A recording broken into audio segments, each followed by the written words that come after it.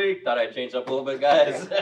I'm Nick Marcone here with Tom Cole and Steve Taylor and Terry Crosby. We got a very exciting show for you today. We got high school girls, Toledo Christian basketball. They had a great season. They're going into the tournaments. And then we've got a past star that's getting drafted in the USFL, right, Tom? Right. We're a little outside the box. Steve lets us do that every now and again. And that might be, I'm just an observer, but it might be the greatest open that Nick's ever done. Yes. Awesome. I'm speechless. I didn't know he had that in him. You know, Terry said good pipes. You know, you think about some of these guys that play the Yeah. and they, you know, I'm speechless. I think it's his greatest open ever. I also that was think absolutely amazing. That's cool. Seriously. the bar has been raised. All I got to do is hold it a little The longer. bar has been raised. But I don't know what else there is to say. Nick just hit all the points. That's Yes. right. We've got Yep. Toledo Christian girls basketball team about to make a great run in the playoffs. Yeah. And we've got an unbelievable football player from Swanton who Yes. just got drafted in the USFL. And It's cool. Two great stories that you found. Let's talk about the Toledo Christian team first. All right, boss. The ladies at Toledo Christian went 18-4 in the regular season, which is a pretty good season. Yep. But the caveat is 10-0 in the league, undefeated in the league. Anytime you are in league play and you go undefeated, that's special. For sure. But another point on that, I don't know if I'm stealing your thunder on this, Cross, but they've won 39 league games in a row. Wow. Think about that, 39 league games in a row. So what they're doing there is incredible.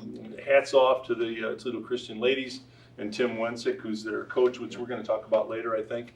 But it's a great run, Cross. And one of the most amazing things about their season this year is not just their ability on the basketball court as a team, but I'm sure socially outside of the basketball court, they're very closely knit. So the chemistry is there. You do not go 39-0 unless you all get along very well. Without a doubt. And you think about Toledo Christian as a smaller school. Yes. You know, I mean, that's a small school, tight-knit community. Mhm. But, man, they have got some athletes over there. Because on the boys' side, the girls' side, you know, we talked about a lot of their stars on the football team in years past. Yes. Basketball team, great program on the boys' side. But like you said, Coach Wensick, he's got some real talented kids, right? Not only on his teams, but his own children, too. Because I know we've talked about his son. Yes, who's a quarterback, Yep. who's a great player.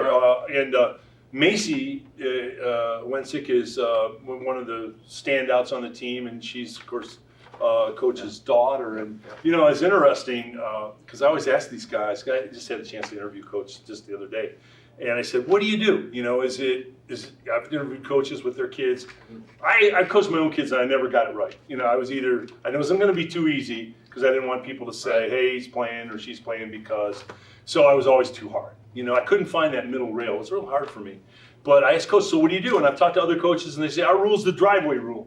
When I pull up in the driveway, as soon as we hit the driveway, the sports talk stops. Another coach said, well, screen door. Once we close the screen door to the house, it stops. You know, I asked Coach this question, Wensick, and he said, we just go get ice cream. He said, if there's something brewing at practice that day, and I know that Macy's not happy and we're not communicating, he said, we drive right away, we get ice cream, we sit there and we talk it out and we figure it out, you know. So it's interesting, you know, how coaches communicate with their own kids. You know, it's I know you guys probably know this story, but Al McGuire, who's maybe the best color, I think you'd agree, Cross, the best color broadcaster in the history of basketball, Al McGuire. He won an NCAA title at Marquette as a coach.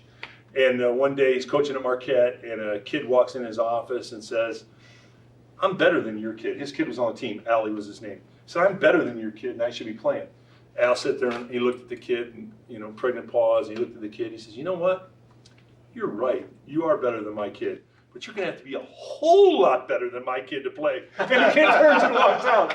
And he was being honest. I mean, you know, he was telling the truth. So it's hard to figure that, but Coach Wensick has figured it out, and he's done a great job with his kids. Yeah, that's awesome. And that's with some luck in the tournament. You Yeah, know? I spot mean, on, the Cross. tournament run, you know. Spot on. Coming up. Yes. Cool. Hey, we're moving over to a former Swanton High School standout, and I believe his name is Gunnar Oakes. What, is that a good name for an athlete, Gunner? Gunnar. I wish I'd have thought that. I would have named my kids Gunner. I wasn't even smart enough to think about that, you know. Name. Gunnar, after Swanton, I think went up to Eastern Michigan. Eastern Michigan. And I was checking out some of the stats. Big guy, like 6'5", 260 something, tight end. Yeah. And real cool because he just got drafted in the USFL. Yeah, he's a great athlete. 2016, graduated from Swanton, as you said, boss. Scored 1,000 points in basketball, cross, was a star on the football team, was a state qualifier in track. So we're talking about a all-around athlete. I mean, I don't think people realize how athletic you have to be to play any professional sport. And talk about being drafted, the 48th pick in the USFL.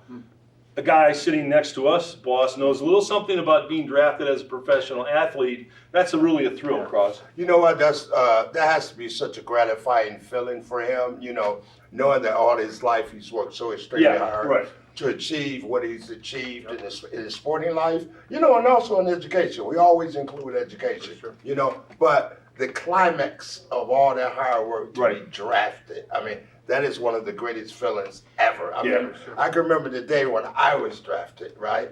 And I tried to be really cool and naive. But I was like, oh, I'm sorry, you know.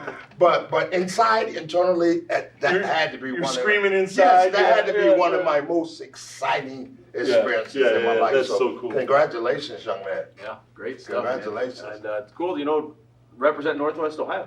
Yes, we always talk about it. And Swanton's not the biggest, school area, and congrats to the entire school and his coaches and his family and him. And he's a big guy too. Yeah. 6'5", 270? Yeah. How would you like that running full speed at you? Yeah. Well, I got some sport coats you can borrow, I think. Well, maybe we'll see down the road how he progresses in the USFL. You know, that might be a stepping stone to something further too. Absolutely. So, real cool. 100%. Keep our eye on Gunner. Yeah. Awesome. Well, thanks for having some fun with us. Nick, what an introduction. The bar has been raised. That was the best ever. Did you notice, though, he went out the door pretty quickly, and I think he passed out outside. We're going to find him face down when we walk out the door. Somebody give that man some oxygen. It was his best ever. Well, I got mine right here. You know, I carry mine. Thanks for tuning in, everybody. Big shout out to Marco's Pizza, as always, for helping support the show, giving all these student athletes and local kids a free Marco's Pizza. They're still getting them right now. Well, can we talk after? We'll talk. Thanks, everybody. Have a good one. We'll see you next time.